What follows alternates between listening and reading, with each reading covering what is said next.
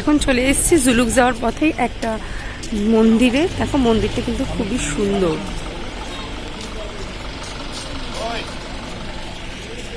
আগের দিন কিন্তু আমি শেষ করেছিলাম যে আমি শিলিগুড়ি থেকে তখন আমরা বেরোচ্ছি জুলুক যাওয়ার পথে, তো তখন আমি ভিডিওটাকে এন্ড করেছিলাম। আর আজকে কিন্তু তোমাদের সাথে আমি শেয়ার করব যে জুলুক যাওয়ার পথে আমাদের অনেক সাইট সিন ছিল, তো কি কি সাইট সিন করেছি। ফার্স্ট সাইট সিনে দেখো এখানে কিন্তু চলে এসেছি, এখানে সিদ্ধি বিনায়ক মন্দিরে। তো তোমরা কে কে এই মন্দিরটা দর্শন করেছো জুলুক যাওয়ার পথে প্লিজ আমাকে কমেন্টে জানিও, আর কেমন লেগেছে জানিও। চলে এসেছি রঙলি মার্কেটে। সুন্দর রোদ, গরম লাগছে এখানে। কিছু কিনবো তো নাই, জাস্ট দেখার জন্য এসেছি। এই যে এসেছিলাম আমরা, এখানে দাঁড়িয়েছি, খুব মজা করলাম।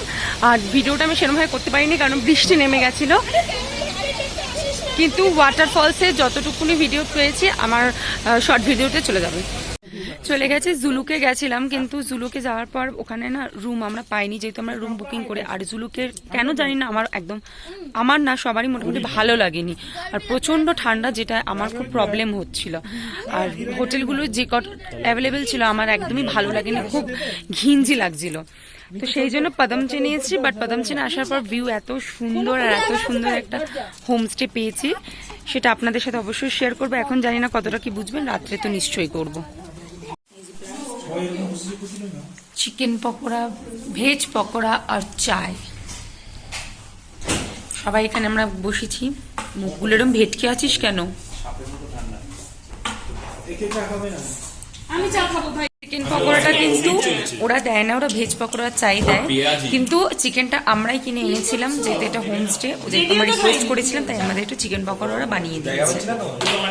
পদমচেনের রাতের ডিনারটা কিন্তু খুব অসাধারণ ছিল। সিলিডগাঁওটাও খুবই ভালো ছিল। পদমচেনে ছিল ভাত, একটা ভাজা, ডাল আর এই চিকেন, জাস্ট ওয়াও। যাই হোক, খেয়ে দিয়ে কিন্তু আমরা যে যার রুমে ঘুমাতে চলে গেছিলাম। আর তারপরের দিনে কিন্তু সকালের এটা ভিউ। তো পরের দিনের ভিডিওটা কিন্তু আমি নেক্সট ভিডিওতে তোমাদের সাথে শেয়ার করব, যে আমরা পদমচেন থেকে কোথায় কোথায় গেছি আর কি কি সাইট সিন করেছি।